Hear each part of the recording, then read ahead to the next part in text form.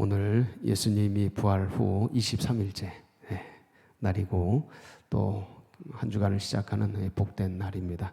한량없는 주의 은혜와 사랑이 우리 성도님들 가운데 넘치시기를 축복합니다. 우리 그런 기대를 가지고 오늘 예레미야 35장 말씀 제목은 레갑자손의 순종입니다. 레갑자손의 순종에 대한 말씀을 같이 나누도록 하겠습니다. 이 34장하고 35장을 우리가 좀 같이 기억해야 될 필요가 있는데 34장, 예레미야 34장 말씀은 노예 해방에 대한 하나님의 말씀을 이스라엘 백성들이 따르다가 불순종하는 그 장면이 예레미야 34장 내용입니다. 기억나십니까? 예, 그래서 처음에 노예를 자유롭게 해줬다가 얼마 있어서 다시 노예를 종으로 삼는 그 말씀이 기록되어 있는데 그거에 대한 반대 말씀이라고 보시면 되겠습니다. 그래서 이 레갑 자손이 자신들의 조상이었던 요나답의 명령을 몇백 년 동안 한 200~300년 되는 거죠. 예후 때였으니까 이스라엘 초기 때였거든요. 그때 이제 그 요나답이 예후와 더불어서 종교 개혁을 일으킬 때가 근데 이제 그 요나답의 말씀을 조상의 말씀을 듣고서 이 자손이 한 200년이 넘는 것 같아요. 300년은 안 되고 그렇게 주의 말씀을 따르는 그러니까 선조의 말씀을 따르는 이 전통을 보면서 그런데 이스라엘 백성들은 하나님의 말씀에 대해서 어떻게 반응하는지에 대한 이제 말씀, 비교의 말씀입니다. 그래서 오늘 이 말씀이 다시 한번 우리가 어느 말씀을 붙잡아야 되는지, 어느 분을 따라야 하는지, 세상을 따라야 하는지, 하나님을 따라가야 하는지, 이 세속에 있는 것들을 추구해야 되는지, 하나님의 나라와 의를 추구해야 되는지, 이를 다시 한번 선명하게 대비하고 또 분별하고 가슴에 새기는 복된 시간이 되시기를 축복합니다. 우리 1절부터 보실까요? 유다의 요시야 왕의 아들 여호야김 때에, 이때가 이제 BC 609년에서 588년 요때 됩니다. 그러니까 609년경을 조금 지난 때 이제 이때부터 거반 바벨론의 침입을 이제 받게 됩니다. 그러니까 34장 예레미야 34장 얘기는 후반부고요. 이 시드기야 왕 때 멸망당할 때고 요거는 그 멸망 이전에 그런 때입니다. 34장은 586년 거방 그때인데 요건 609년 요런 때입니다. 그 배경이 좀 달라요. 그래서 이 선지서나 이런 것들은 시대 순으로 되어 있는 게 아니고요. 사건 순으로 되어 있습니다. 그러니까 얘기하고자 하는 사건들 순으로 되어 있어요. 연대기적으로 구성되어 있는 게 아니고 이해하시고 요게 앞에 일어난 일을 이제 뒤에다 쓴 겁니다. 보시겠습니다. 여호야김 때에 여호와께로부터 말씀이 예레미야에게 임하여 이르시되, 이제 말씀의 계시가 있게 된 거죠. 어떤 말씀입니까? 2절 너는 레갑 사람들의 집에 가서 그들에게 말하고 그들을 여호와의 집, 그러니까 성전으로 데려다가 포도주를 마시게 하라. 이게 포도주를 대접해라. 이렇게 된 겁니다. 그래서 이 말씀에 따라서 예레미야가 반응을 하죠. 3절 이에 내가 하바시냐의 손자요 예레미야의 아들인 야하사나와 그의 형제와 그의 모든 아들과 모든 레갑 사람들을 데리고, 이 3절에 있는 예레미야는 레갑 자손의 예레미야입니다. 선지자 예레미야가 아니고, 그래서 3절에 있는 레갑 사람들을 초대를 한 겁니다. 그래서 초대를 해서 4절 여호와의 집에 들어가 이르러 익다랴의 아들 하나님의 사람 하나님의 아들들의 방에 들였는데 이 방은 고관들의 방 곁이요 문을 지키는 살룸의 아들 마세아의 방 위더라. 굉장히 구체적으로 묘사하죠. 실제적으로 있었다라는, 이 사건이 일어났다라는 것을 이제 얘기해 주는 것이죠. 그래서 거기서 뭐를 했을까요? 5절 내가 레갑 사람들의 후손들의 포도주가 가득한 종지와 잔을 놓고 마시라 권하며, 뭘 했습니까? 초청된 레갑 사람들에게 포도주를 대접을 한 거죠. 인사한 거죠. 예.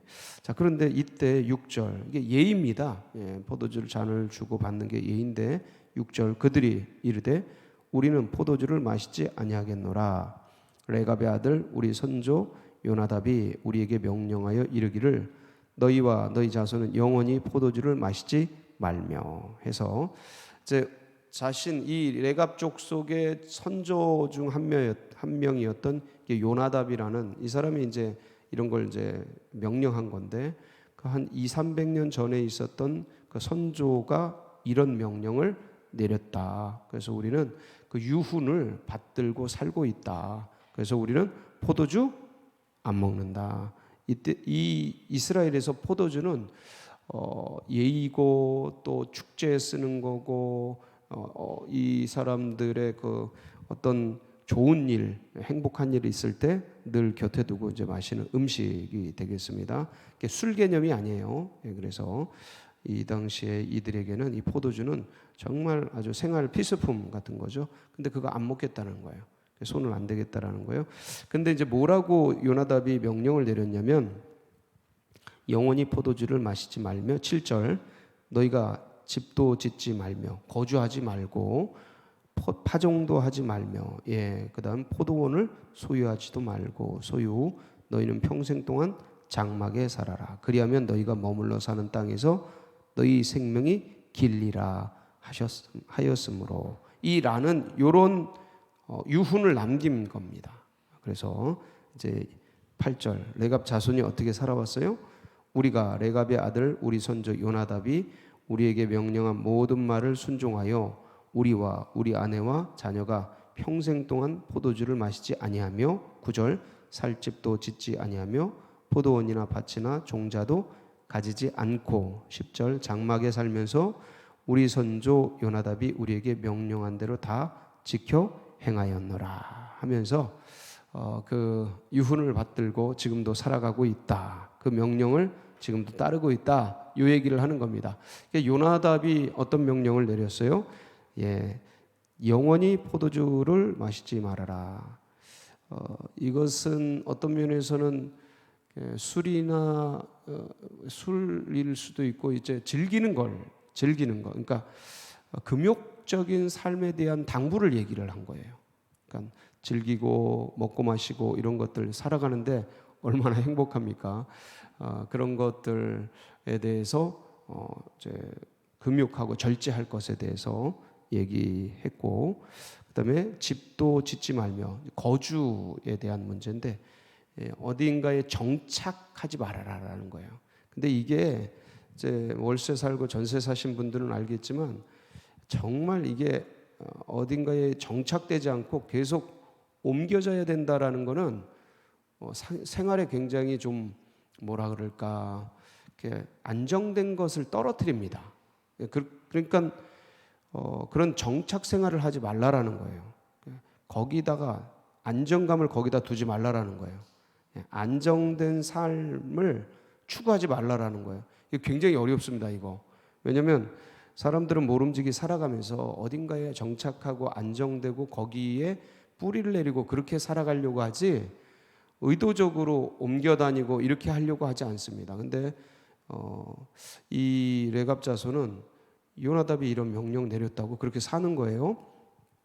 그 다음에 파종도 하지 말며 뭔가 이렇게 이제 이 파종이라는 게 먹고 살려고 기르고 하는 거 아닙니까? 음식물이나 이런 것들 이제 거두지 말고 하는 건데, 야 이거 어떻게 살라고 하는 건지 모르겠네요. 먹고 살기 위해서 사는 건데 그거 하지 말라는 거예요. 그거 어떻게 살라고? 자, 그 다음에 포도원을 소유하지도 말고, 이 포도원은 소유의 대명사입니다. 그러니까 모든 어떤 그런 가질 거, 지금으로 말하면 뭐 차나 아니면 뭐 집이나 그 외에 어떤 부동산이나 동산이나 이런 것들을 의미하겠죠. 소유하지 말아라. 이거 도인처럼 살라고 하는 것 같은데요. 이 얘기를 쭉 보면, 그리고 너희는 평생 동안 어디에 살아라요? 남의 집도 아니고 뭐 소유 갖지 말라 그러면 남의 집에 들어가 살면 되는데 그것도 아니고 장막에 살아라. 옮겨 다니며 살아라. 이렇게 말하는 거죠. 이런 삶은 이제 금욕주의자의 삶은 그 쉬운 삶이 아닙니다. 근데 이거를 몇백 년 동안 지켜온 거예요. 대단하지 않습니까? 실제적으로 살았던 사람들입니다. 굉장한 거예요. 우리 이제 현대사에 보면 뭐 집시 같은 사람들에 해당된다고 볼 수가 있습니다. 그 집시에 대해서 원래 그들이 이제 어떤 무소유 내지는 현대적 무소유죠. 그런 것들을 지향했던 유목민적 현대적 삶을 추구했던 그 정신과 철학 자체가 사실은 좀 어떤 면에서는 괜찮은 그런 정신과 이상을 갖고 출발했던 사람들이 집시족입니다. 이런 어떤 금욕과 소유에 대해서 터부시했던 그러한 정신 속에서 무소유를 가지고 매이지 않고 자유롭게 살려고 했던 그런 어떤 지향을 했던 사람들, 집시 같은 건데, 이게 이제 이 집시 같은 사람들이 좀 옛날 버전이 레갑 자손이다 이렇게 생각하면 되겠습니다. 쉬운 삶이 아니죠. 근데 그거를 평생 동안 살아온 거예요. 이 사람들이. 참 대단한 것 같아요. 왜 이렇게 삽니까? 물었더니 우리 선조가 그렇게 얘기했기 때문에. 와, 이 말이 됩니까? 근데 이제 여기서 이제 이렇게 산 레갑 자손을 예레미야를 통해서 하나님께서 이제 불러서 초청해서 그들의 삶을 이렇게 드러내신 이유는 레갑 자손이 요나답이 얘기한 걸 가지고도 이렇게 평생을 몇백 년을 살아가는데, 요나답이 아니라 하나님이 말씀하신 것들을 들은 이스라엘 백성들은 왜 이렇게 순종하지 않고 불순종하며 살아가느냐, 이 대비시키려고 하는 거거든요. 그래서 우리의 마음이 어디에 집중돼야 하는지를 이제 보여주고 있는데, 자, 그런데 10절, 11절 이제 그렇게 무소유로 우리는 이제 다니면서 사는데 11절 지금 왜 이 예루살렘에 와서 도시에서 살고 있는지에 대한 설명입니다. 그러나 바벨론의 느부갓네살 왕이 이 땅에 올라왔을 때에 전쟁이 일어났죠. 우리가 말하기를 갈대아인의 군대와 수리아인의 군대를 피하여 어디로 올라가자? 예루살렘으로 올라가자 하고, 우리가 지금 여기 예루살렘에서 살고 있는 것이다. 우리가 우리 선조의 명령을 거스르는 게 아니고 전쟁 때문에 여기서 살고 있는 거다. 왜냐하면 예루살렘만 보존되고 있으니까 살기 위해서 이렇게 온 거죠. 그래서 그때 이제 바로 그때 12절 여호와의 말씀이 예레미야에게 임한 겁니다. 이거는 우리가 읽어봐도 이제 이 말씀하시려고 하는 거에 대한 것을 우리가 금방 알 수가 있죠. 13절 만군의 여호와 이스라엘의 하나님께서 이와 같이 말씀하시냐, 너희는 가서 유다 사람들과 예루살렘 주민에게 이르기를 너희가 내 말을 들으며 교훈을 받지 아니하겠느냐, 여호와의 말씀이니라. 14 이제 요게 얘기하고 싶으신 거죠.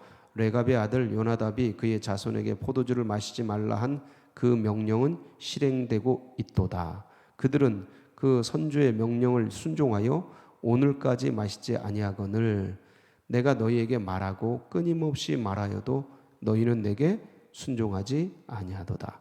이제 사람이 말을 하고 선조가 말을 해도 이 사람들이 이렇게 신실하게 듣고 있는데 너희는 하나님이 말을 해도 안 듣냐, 이 얘기하는 거죠.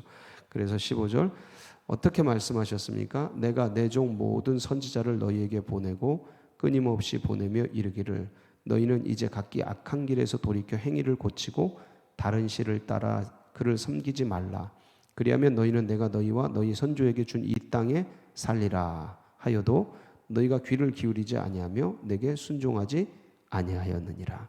참 이 태초에 하나님께서 천지를 창조하시고 아담과 하와를 지으시고 너희가 절대로 이 선악을 알게 하는 나무를 따먹지 말아라. 먹는 날에는 죽으리라. 죽는다. 반드시 죽는다. surely die 하고 이제 얘기하셨는데 그 따먹죠. 그때부터 시작해서 인간의 어떤 본성 속에 하나님을 좋아하는 것보다 세상을 좋아하는 이 죄성의 경향성이 딱 세팅이 됐습니다. 그래서 이게 뭔가 쾌락적이고 향락적이고 일락적인 그런 하나님의 영원한 희락을 추구하는 게 아니고 세상의 향락을 추구하는 이 몸뚱이 자체가 그렇게 타락을 했어요. 그래서 이것을 그냥 두면 제가 늘 말씀드리지만 자석의 N극이 S극 따라가듯이 이 몸을 그냥 두면 이 세속을 그냥 따라갑니다. 정욕을 그냥 따라가요. 내 감정과 상황에 그냥 따라갑니다. 그래서 이거 그냥 두면 안 됩니다. 그러니까 나쁘게 보는 게 아니고 하나님이 선하게 만드셨는데 변질이 된 거예요.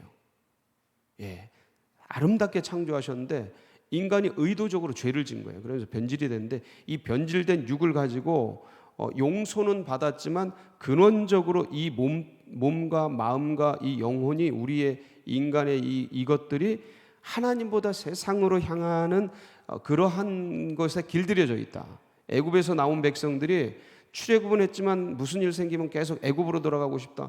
애굽에서 먹을 것이 많았는데 애굽에서 살 때가 좋았는데 그런 것처럼 이 육신과 몸 안에 계속 세속 애굽을 그리워하는 본성이 남아 있습니다. 그래서 이걸 영으로 성령으로 육을 치지 않으면 이 세속적 근원적 이방인의 풍속을 따랐던 불순종의 아들들 가운데 거했던 이 습성을 성령으로 영으로 치지 않으면 계속해서 긴장해서 보지 않으면 영적으로 진단하지 않으면 우리는 어느 순간 우리도 모르게 육적인 곳에 가 있는 거예요. 예, 그래서 영으로 육을 쳐야 되는 거예요.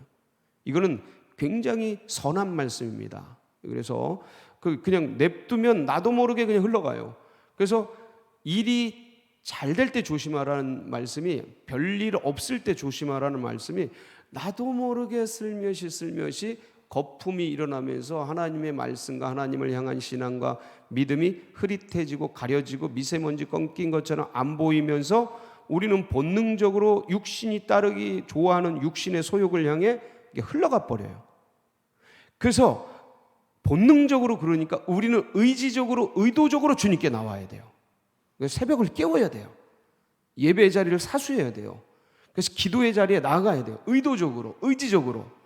그리고 영적으로 주님을 만나야 돼요. 왜냐하면 거기가 내 의지와 의도는 금방 변질되거든요. 그것도. 그래서 그 의지로 마중물을 부어서 나가서 영적인 능력을 기름 부어 받아야 되는 거예요. 영과 영이 교제하면서 이 주님의 거룩한 영에 나의 영이 나의 모든 것이 비춰지면서 더러운 것이 싹 씻어지고 정결해지고, 왜냐하면 그거 보여주시거든요.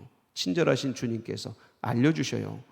너가 지금 어디에 어떤 마음이 있는지, 그래서 네 마음이 왜 불안한지, 네 밑바닥에 왜 기쁨이 없는지 이런 걸 보여주십니다.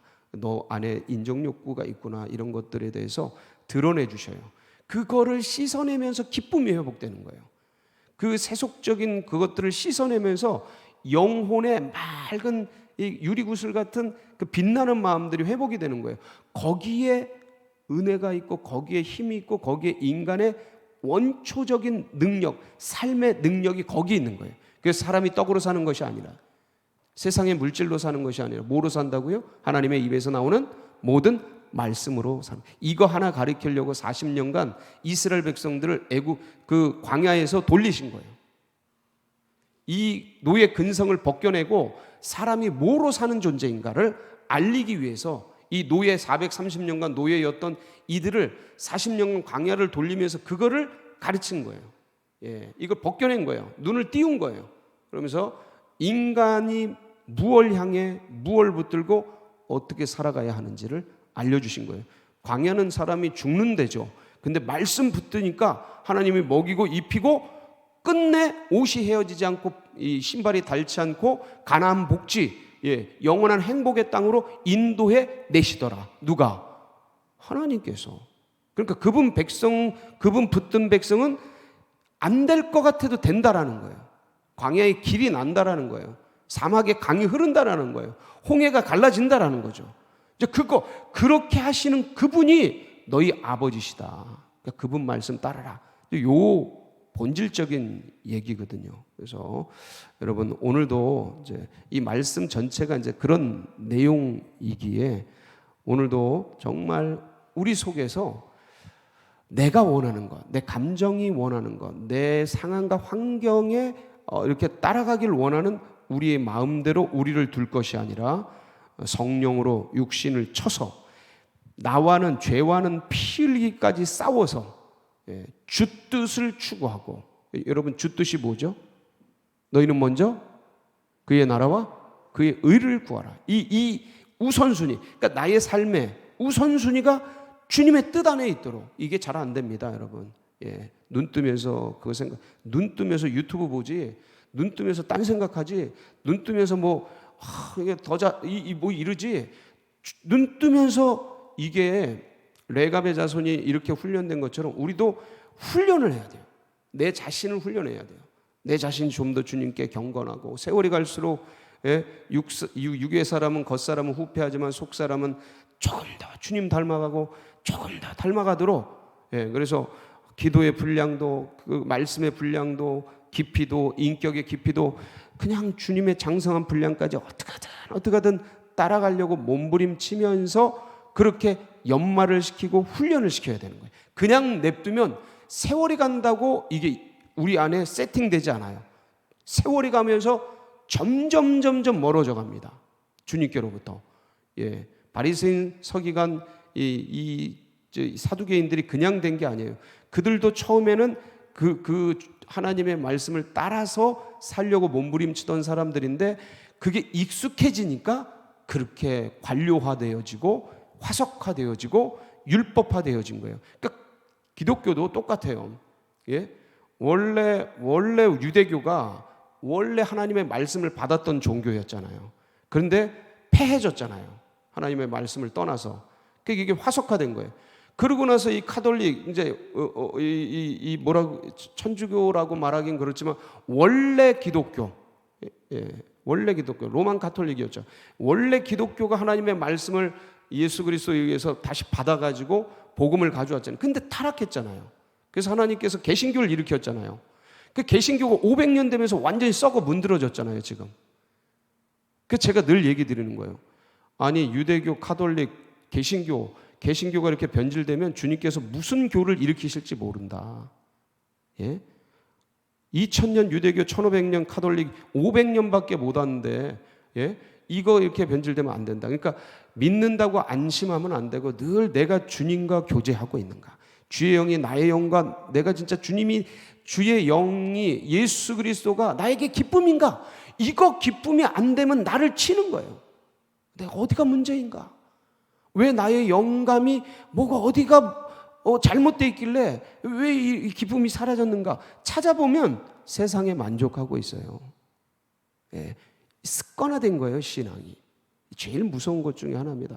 나 자신을 쳐서 주님, 은혜, 영, 그래서 이렇게 해서 주님과 우선순위를 딱 갖고 거기에서 주님께서 말씀하시는 그 뜻을 붙잡고 시간과 공간과 물질과 에너지와 생각과 사람들, 인맥들, 이런 것들을 세팅해야 돼요. 어떻게 사용해야 되는지. 주님 나라 위해, 주를 위해.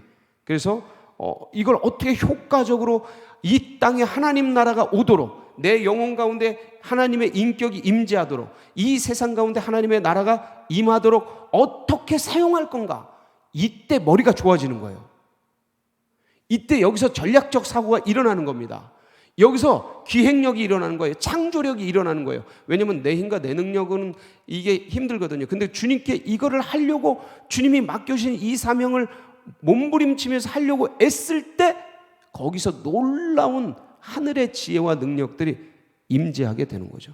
여러분, 오늘 우리가 이렇게 살아가고 우리 자녀들도 손주들도 우리의 주위의 믿음의 백성들도 이렇게 살아가서 정말 이 땅 가운데 하나님의 나라가 임재하고 하나님의 복음이 편만해지는 그런 또 복된 하루 되시기를 주의 이름으로 축원합니다.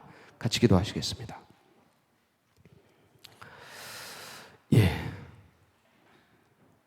이게 말씀드린 것처럼 쉽게 되면 얼마나 감사하겠습니까? 근데 쉽지 않더라고요. 그래서 가치가 있어요. 추구해야 되고. 그래서 이런 신앙과 이런 믿음들이 다음 세대들에게도 흘러가고, 그래야 이 나라 민족이, 온 열방이 새로워집니다. 다음 세대에게도 흘러가고 새 가족들의 가슴 속에 새겨지도록 위해서 기도해 주시고요. 이 복음이 온 세상 가운데, 온 민족 가운데, 그래서 민족 복음화, 세계 복음화, 하나님, 우리가 그거 이루어드리는 우리 서울제일교회, 우리 성도님들 되어지도록, 그래서 다시 복음의 세계를 내어서 하나님을 기쁘시게 하고 주의 마음을 시원케 하고 주의 비전과 꿈을 이루어드리는 마중물 교회 되도록 위해서 기도해 주시고, 여러분 각자의 기도 제목 붙들고 우리 주여 한번 부르짖고 기도하며 나갑니다. 부르짖습니다. 주여